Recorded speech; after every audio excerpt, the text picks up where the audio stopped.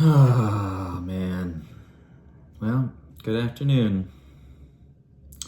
It's Nico'S in Paris.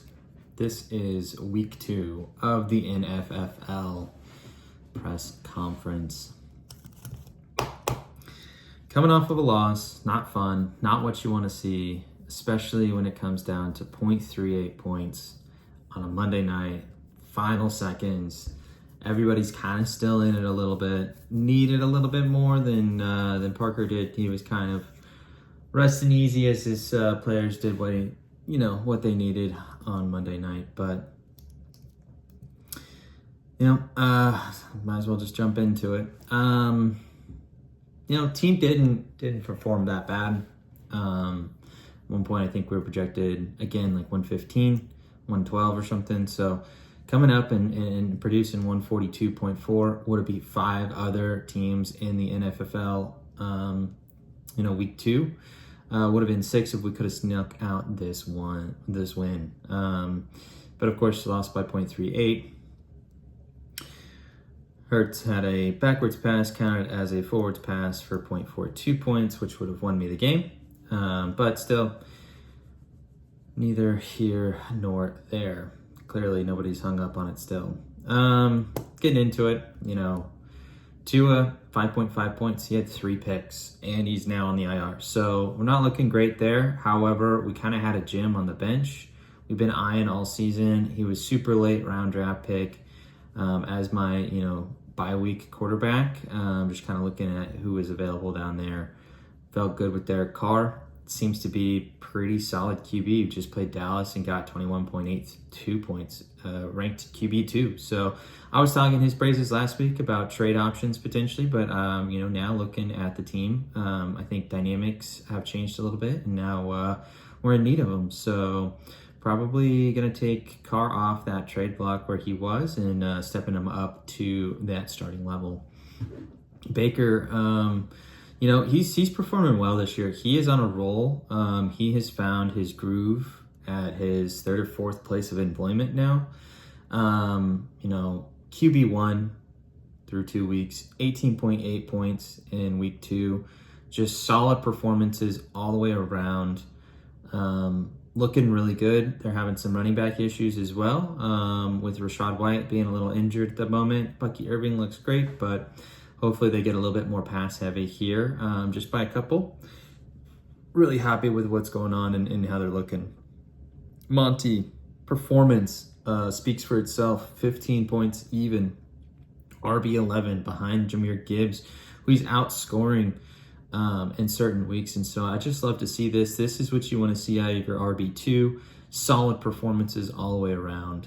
Singletary really stepped up this week. Had a pretty slow start week 1, but week 2 gathered up about 14 points here, right there on the dot. He's not high in the RB rankings overall, but he's definitely a good flex or a bye week candidate now that I got a little bit more confidence in him. Just need to see a little bit more from New York and see how they can perform against maybe a little bit better teams here in the future. But moving on to that wide receiver core, I spent so much draft capital in. Some are panning out, some aren't. However, as a group, I feel pretty confident about where we are. Nico Collins, 23.5, wide receiver 2, looking to be a league winner I do believe he was my round 3 draft pick, right behind Mike Evans, who 5.7 didn't look solid stats-wise. However, he performed the need that they needed to win that game. I had Baker up there, so as long as he's producing, Mike Evans is getting in the mix, I see him maybe not getting 2 touchdowns every week, but if he can gather maybe one of those touchdowns, a week, or even if it's every other week with some yards, 60 to 80 yards is kind of where we're looking. 4 to 8 catches, 46, 47 catches. Consistency is where we're looking for him. If he can get me 10 plus on almost every week, which didn't this week, but if we can get there, that's just what we're looking for. If he doesn't get 2 touchdowns, Nico's going to get his fair share of touches and yards and touchdowns, and I think with these next two guys, Waddle and Ayuk, interchangeably as wide receiver 3 flex plays. Happy, kind of. Ayuk's getting off to a slow start, however, didn't have any training camp. Debo's out. Doubtful. Maybe a week or two, maybe more. CMC's out. However, Jordan Mason's looking like he is stepping into that role pretty well, like most every backup running back for San Francisco has in the last couple of years. So looking solid there. I think he's going to get a little bit more play now at this point in time. Same with some waiver wire pickups, which didn't have here, but we've got plenty to talk about. So Andrews, 7.1 is my tight end. That's what we're looking. That's kind of the low side expectation-wise for him. I'm looking for like 7.5 to like 9.5 points every week from him. Really needing closer to 10, of course, is where you want on that position, but can't be terribly too disappointed when Isaiah likely comes out and scores like 29 million points week 1. So looking okay there. I still think I got a lot more confidence in Andrews this week after his performance, but moving forward, definitely weaker on the team. However, I feel like a lot of people are dealing with tight end weakness this year, so I don't think I'm the only one dealing with that. Of course, we already talked about my flex play. Then we've got my defense, my kicker, and my punter. And, sneaky plays. When you have injuries, when you have players who aren't performing as what you expected, these are the positions right here. These 3 positions can help you out tremendously, or they can fuck you every week. And we've seen a couple people in the league struggle with it. I feel like I've performed very well. We picked up Minnesota last week, defense, 26 points. We got the Jets drafted on this year. Put a little bit of draft capital into it, so need them to perform. They got 16 points week 2, so still happy with that. That is perfection. Can't really ask for terribly too much. Then we've got Myers, my kicker. He's kicker 8 so far ranked this year. So happy with those performances. He's into the double digits every week. That's what we're wanting to see. 10 plus points from a kicker is literally everything you can ask for. If you could draft a kicker who gets you 11 points, 10 points every week, I would be drafting that guy and putting some capital in the draft for sure. Dixon, my punter, number 1 punter overall, got me 12 points. I think he got like 16 or 17 week 1. So we had a big week 1, special teams wise and defense wise, but I think we're probably top 1, top 2 contender this year in the league with those 3 positions. So I think if we can keep that steady, that's going to make up for a little bit more in some of our hurt players and kind of where we're weak this year. For sure. Kind of getting to that bench. Talked about Derek Carr a little bit. QB2, happy with that. He's going to make it up into that starting lineup. Really happy with his performance right now. We've got BTR, Brian Thomas Jr., 10.4. Again, solid flex play. And for a lot of people, I think in this league, it could be a flex or even a wide receiver 3. So really happy with that draft. Drafted 2 rookies again this year. And so happy with one of them hitting pretty well here.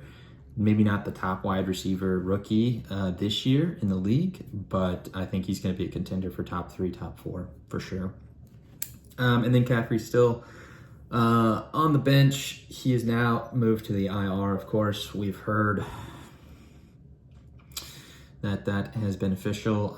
So we're looking at a minimum of 4 weeks. Even when he returns, I don't see him performing well or up to Christian McCaffrey standards for another 1 or 2 weeks after that. So probably looking week 7, like I've been calling in the group chat there. So they've got a bye week 6, I do believe. And so I think that just really fits into that schedule and time-wise for the injury. So, look to be 3-3 going into week 7. Hopefully we get CMC back and we just put the fucking pedal to the metal and give it to some of these mouthy teammates who, we want to see lose. We want to see them run some miles, drink some beer, and puke a little bit this year. We're already about 10 minutes, so let's go ahead and get into Parker's team. who unfortunately just snubbed me out a little bit by 0.38 points. It was 142.4 to 142.78. Still amazing down to the wire performance. Some of his notable guys Monday night was definitely Hurts and Smith coming out and producing 23.82 by Hurts and 17.1 by Smith. So love to see that from his team. I am a supporter of Parker this year. I love to see the hot start. I hope he can, get up into that playoff bracket there, which I think he's going to do pretty easily this season with looking at his team and his dynamic there. But want to see him lose at the very end. Love to see it to me. That's kind of the end goal, but definitely a high Parker supporter this year. So hard to see a loss here. Definitely down in the dumps this week. Definitely going into week 3. However, kind of knew that was going to be happening at some point this season, that we were going to have some unforeseen injuries, unforeseen issues with slow starts and things like that. So kind of felt like the slow start season was going to be this year, and we were going to perform later in the year. So hopefully we can see that. But Breece Hall rolling and getting him 20.9 points on the ground, 16 even from Stevenson. So great RB1, RB2 duo there. Stevenson, a draft pick steal, in my opinion.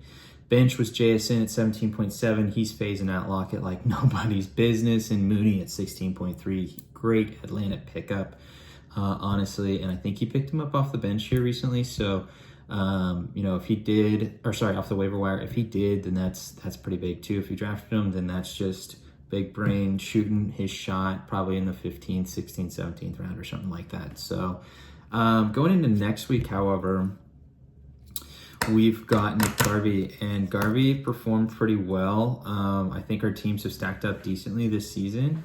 We would be 1-on-1 if we were facing each other. So kind of where we're at totally overall in the season. Not much difference.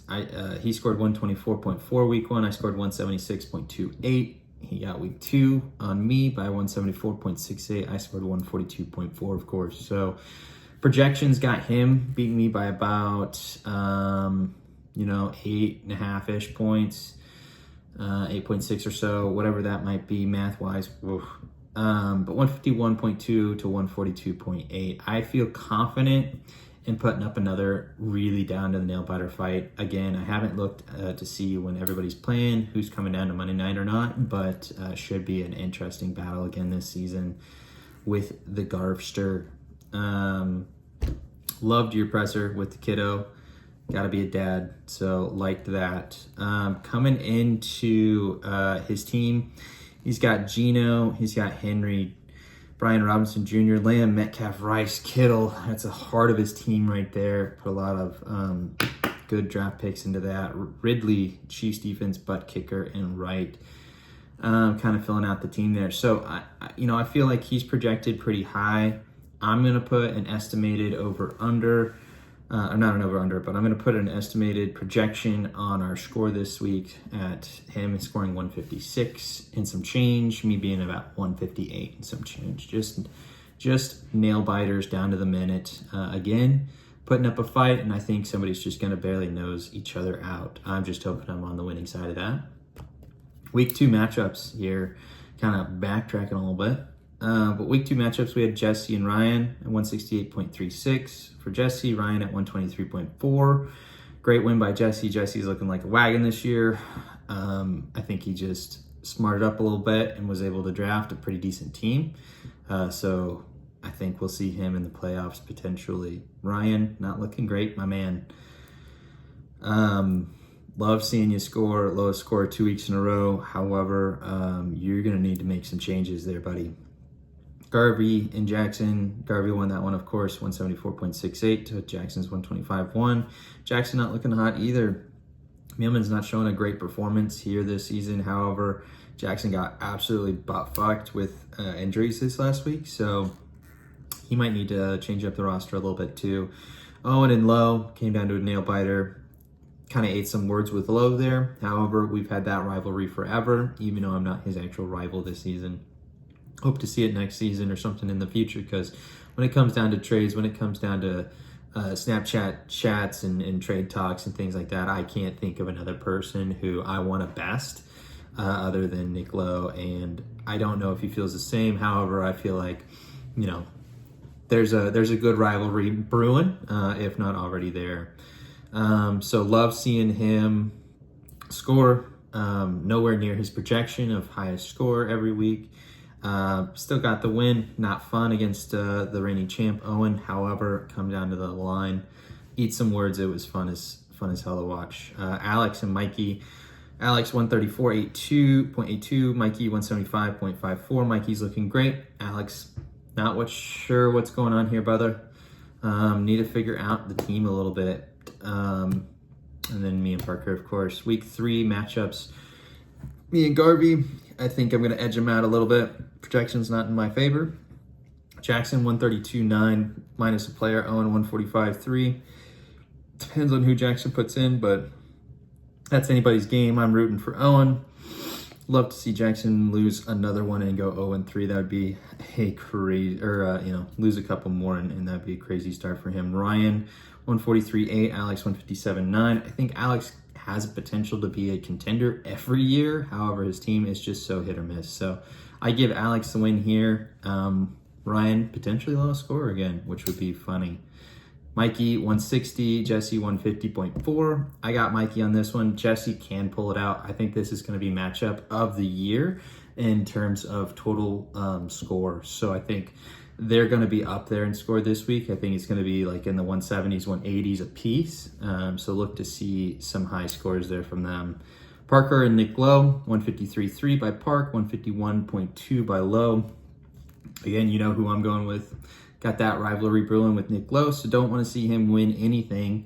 And really on Parker's back this year, so love to see him win. Notable injuries was Tua on the IR. CMC is now on the IR. Cup is doubtful. A.J. Brown is doubtful. Pacheco out for a while. That sucks for the Chiefs. However, I think we can do it, pull it out. Debo's doubtful, Mixon's questionable, JJ's questionable, and Hollywood Brown is now on the IR. So great trades all around. Sucks for a lot of people.